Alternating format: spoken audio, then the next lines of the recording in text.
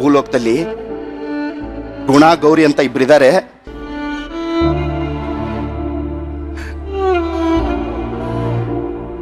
ಅವರಿಬ್ಬರಿಗೆ ತಂಗಿ ಪಾಪು ಬೇಕಂತೆ ಅಂತ ಹೇಳಿದ್ರಂತೆ.